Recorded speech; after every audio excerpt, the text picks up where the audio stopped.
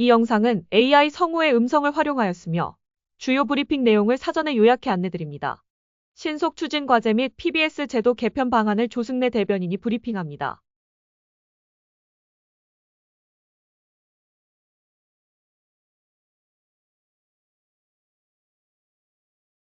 네, 반갑습니다. 국정기획위원회 대변인을 맡고 있는 조승래 국회의원입니다. 7월 14일 월요일 브리핑하도록 하겠습니다.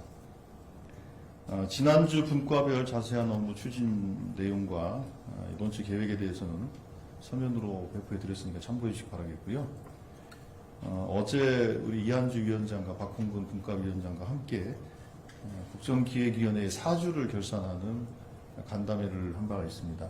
그 자리에서 반환점을 둔 소회, 그리고 앞으로의 계획, 그리고 언론 여러분들과의 대화를 통해서 물론 아주 세세하게 설명은 못 드렸습니다만 대체적인 흐름과 방향에 대해서는 공유가 된 시간이 되었지 않나 싶습니다.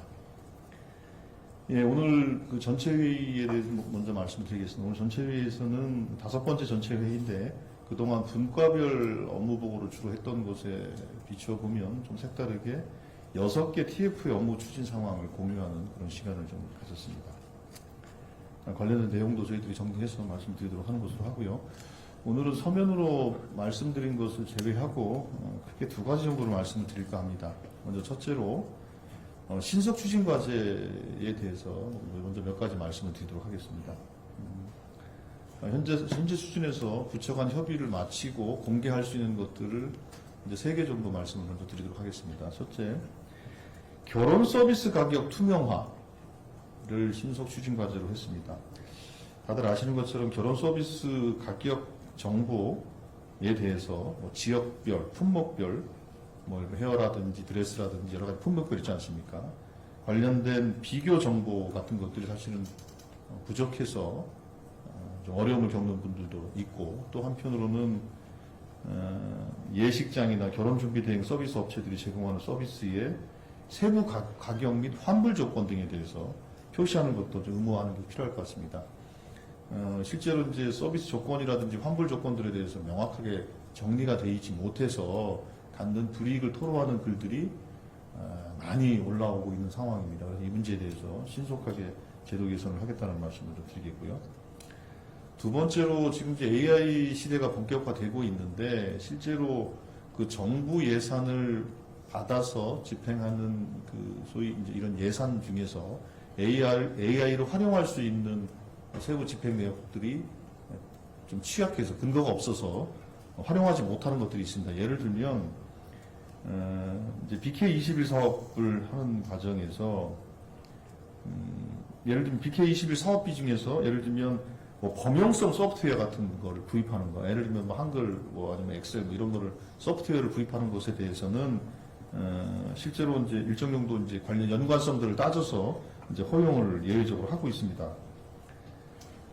그런데 최근에는 이제 생성형 AI를 통해서 그 BK21 등 정부 과제를 수행함에 있어서 그 과제 수행의 편리성을 되게 높일 수 있는 방안들이 있는데 이 부분에 대한 사용 집행 등에 대한 가이드라인이 없었습니다. 그렇기 때문에 실제로 생성형 AI를 활용해서 BK21 용역 같은 과제를 수행하는데 좀 한계 또 어려움을 토로한 부분이 있어서 이 생성형 AI 구매를 허용하는 그런 방향으로 가이드라인을 만들어서 저희들 지침을 줄 생각입니다.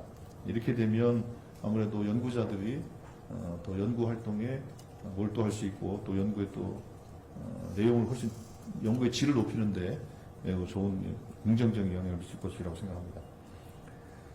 그리고 마지막으로 그 인구 소멸 지역에 식품 구매 기회를 이제 확대 제공하기 위해서 보통 지금 이제 식품 소매 이동 판매, 특히 포장육 등에 대한 이동 판매를 금지를 해왔는데 이 부분에 대해서 허용하는 것으로 저희들이 논의를 했었고 관련해서 관련 기관에서 입법력을 이미 좀 진행을 하고 있습니다. 이 부분에 대해서 어찌 보면 이거는 이미 완료가 된 것이다 이렇게 말씀을 드릴 수 있을 것 같습니다. 그 나머지 신속 추진 과제에 대해서도 저희들이 공개 가능할 때도 말씀을 드리도록 하겠습니다.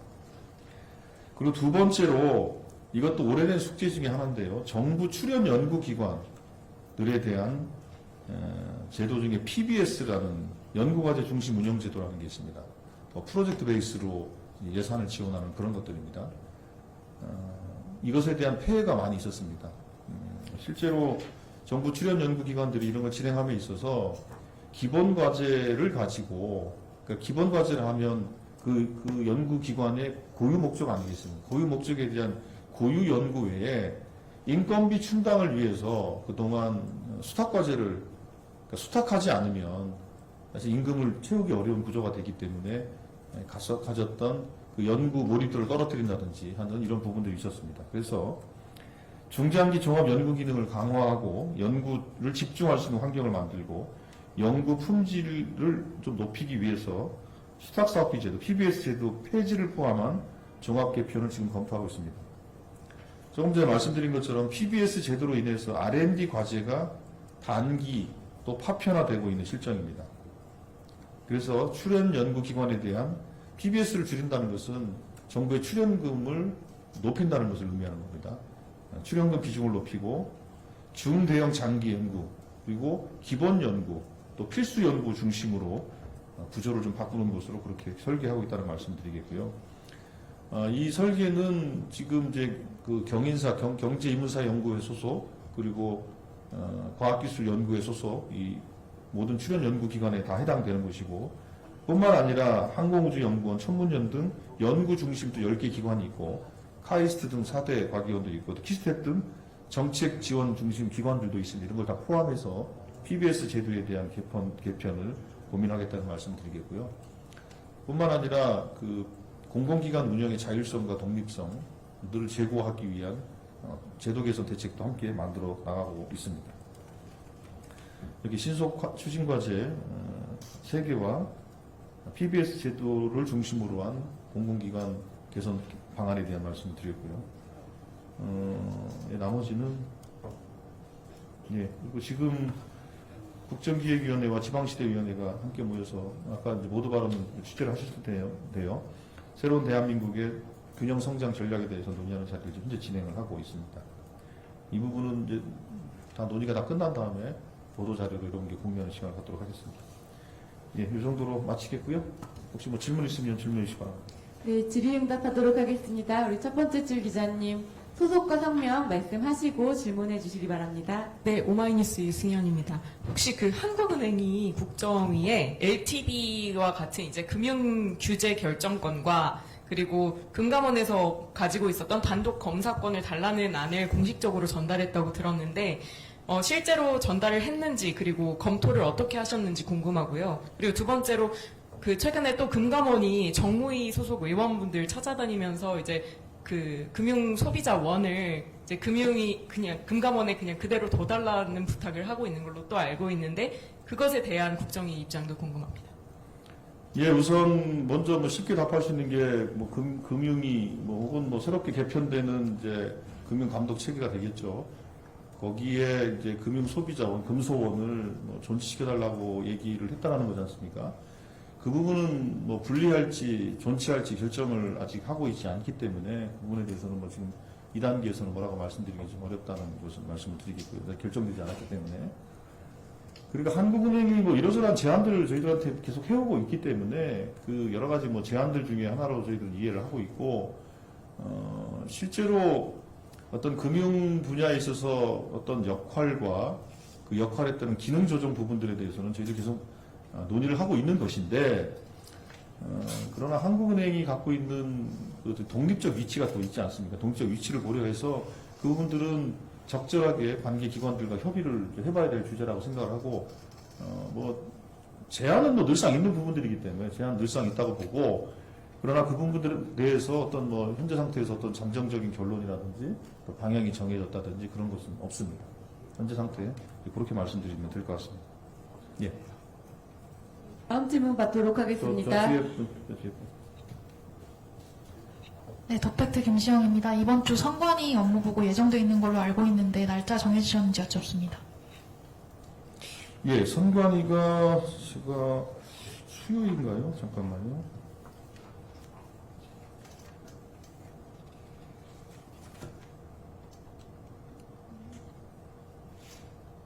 (15일이면) 화요일이네요. 15일 화요일이죠? 예, 내일입니다. 예. 아마 네. 이 부분도 아마 저 간담회 자리이기 때문에 뭐 공개하는 것은 어렵고요. 논의가 된 내용들에 대해서는 저희들이 분과와 상의해서 여러분들에게 공유해드리도록 하겠습니다. 네, 이어서 질문 받겠습니다. 네, 디지털에서 박범수 기자입니다. 오늘 서면 브리핑에서 스테이블 코인 소분과에서 디지털 자산 규율 정비 방안 등이 논의됐다고 말씀을 주셨는데 조금 더 구체적으로 어떤 것들이 논의가 됐는지, 왜냐면 디지털 자산 규율 정비 방안이라는 거에 세부적인 항목들이 굉장히 많아서 논의를 하셨다면 아마 이렇게 특정 주제 같은 게 좀 있거나 아니면 방향성 같은 게 있을 것 같은데 그런 게 좀 궁금하고요. 또 이제 기존에서 조금 얘기가 나오고 있는 것들이 대통령 공약이었던 토큰 증권 관련해서는 이 스테이블 소분과에서 논의할 것 같지는 않은데 같은 소분과 같은 게 있는 건지 논의는 좀 어떤 식으로 진행이 되고 있는 건지, 왜냐면 이게 여야 의견이 없고 그리고 이제 당국과 의견도 없기 때문에 인사청문회가 끝나면 국회에서도 아마 입법 논의가 좀 빠르게 이루어질 것 같아서 추진하기에는 스테이블 코인보다 더 빠를 것 같다는 생각이 들어서 그렇게 두 가지 질문 드립니다. 예, 일단 뭐 스테이블 코인과 관련돼서 그 경제 일분과 중심으로 해서 논의를 진행을 하고 있고요. 아시는 것처럼 지금 미국에서 아마 이번 주에 관련된 입법이 진행이 될 것 같지 않습니까? 그렇게 되면 이 문제가 우리가 부정할 수 없는, 또 부인할 수 없는 현실이 될 수밖에 없는 상황이기 때문에 이 상황에 대해서 우리는 그럼 좀 어떻게 대비하고 또 준비해야 될 것인가에 대한 논의를 하고 있는 것이고요. 근데 그 세부적인 내용들까지 사실은 지금, 근데 논의를 한다면 어떤 논의를 할 것인가에 대해서 시장은 이미 다 예측 가능한 거 아니겠습니까? 근데 문제는 뭐 예를 들면 발행을 누가 할 것이냐, 인허가를 누가 할 것이냐, 뭐 예를 들면 뭐 다른 나라하고의 코인 관계를 어떻게 할 것이냐, 여러 가지가 문제가 있는데 그런 문제에 대해서 결국은 누가 할 것인가에 또 어떻게 할 것인가 문제는 남는 거 아니겠습니까? 그 문제는 정책 결정의 문제이기 때문에 예상하는 것처럼 그런 다양한 상황, 시나리오를 중심으로 해서 검토를 진행하고 있다. 어느 정도 진행이 됐다. 이 말씀을 드리겠고요. 그 부분은. 그리고 이 부분은 이제 어느 정도 공개할 수 있는 수준이 되면 관계기관과 협의를 또 해야 되고, 뭐 한국은행 등하고 협의해야 될 거 아니겠습니까? 협의를 통해서 말씀을 좀 드릴 수밖에 없을 것 같고요. 그리고 뭐 토큰 증권이나 이런 부분들에 대해서는 그거는 좀 그동안 이제 사회적 공론이 많이 이루어진 부분들이기 때문에 그런 부분들에 대해서는 국정과제에 반영할 수 있는지, 반영한다면 어떤 형식으로 세부 이행과정, 실행과정을 만들어 나갈 건지에 대해서 현재 논의 중에 있다. 그 부분도 그렇게 말씀을 드려야 될 것 같고요. 이건 당연히 그것도 경제 1분과죠. 예. 1분과. 예. 이거는 이제 금융 쪽으로 봐야죠. 그러니까 금융 쪽이 경제 1분과라고 보시면 될 것 같습니다. 예. 근데 아직 이제 국정과제가, 세부 국정과제가 정리가 안 됐기 때문에 포함됐는지 안 됐는지 여부에 대해서는 현재 상태에서 말씀드릴 수 없습니다. 네, 이어서 질문 받도록 하겠습니다. 네, 우리 첫 번째 줄. 안녕하세요. 머니투데이 옹영입니다. 대통령께서 취임 전후로 배당소득 과세율을 낮춘다거나 분리과세하는 안에 대해서 언급해 오셨는데 국정과제로 검토하는 중인지 여쭙고, 또 기재부가 세법 개정안 검토하면서 분리과세를 우선으로 검토할 거라는 전망도 나오고 있는데 관련해서 소통이 이루어지고 있는지도 궁금합니다. 예, 일단은 뭐 그런 전망이 있는지는 모르겠는데 현재 상태에서 이 뭐 배당소득, 분리소득과 관련 분리과세에 대해서는 현재 상태에서 뭐 결정된 건 없다. 정확한 거고요. 근데 여러 가지 또 고려해야 될 요소들이 있기 때문에 여러 가지 요소들을 지금 고려하고 짚어보고 있는 정도로 이해하시면 될 것 같고, 비단 이 배당소득 분리과세 이 하나만 가지고 판단할 수 있는 거라면 결론을 쉽게 낼 수 있겠지만 이 하나만 가지고 판단을 할 수 없는 것이기 때문에 여러 가지 고려 요인들에 대해서 종합적으로 현재 판단하고 있는 중이다. 그렇게 좀 봐주시면 될 것 같습니다. 네, 추가 질문 있으실까요? 네. 네.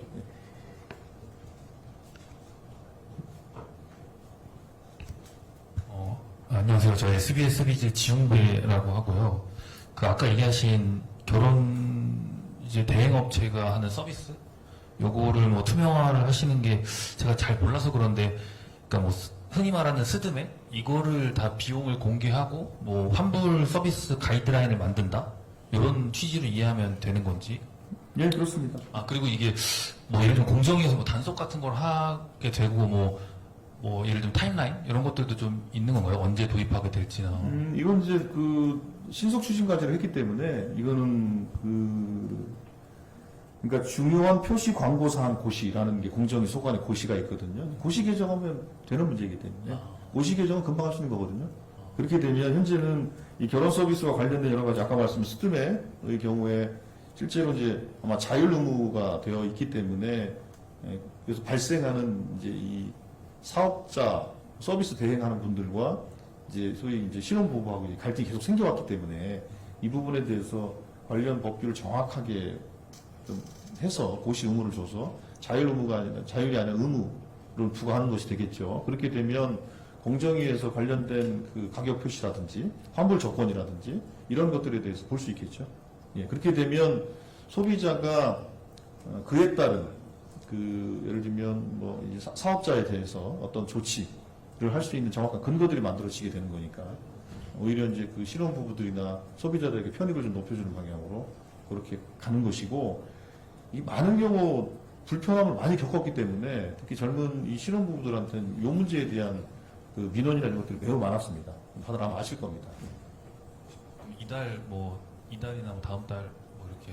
예, 일단 뭐 이건 협의가 끝난 것이기 때문에 최대한 빨리 할 겁니다. 근데 고시 개정도 그 절차가 있어요. 그냥 막 하는 게 아니라 고시도 이것도 이제 각 부처 회람을 해야 되고요. 그러니까 공정거래위원회와 관계 당국하고는 협의가 끝났으니 이제 절차를 하게 되면 절차에 따라서는 공정거래위원회가 그러면 절차를 어떻게 진행하겠다라는 것에 대한 계획을 공정거래위원회가 별도로 한번 언론에게 설명할 수 있도록 그렇게 좀 하겠습니다. 네, 이어서 질문 받도록 하겠습니다. 질문 있으신 기자님은 손을 드시고 표현해 주시면 감사하겠습니다. 없으신 모양인데요. 예. 예, 그러면 더 이상 질문이 없으신 것으로 알고 이상으로 브리핑을 마치도록 하겠습니다. 수고하셨습니다. 예, 감사합니다.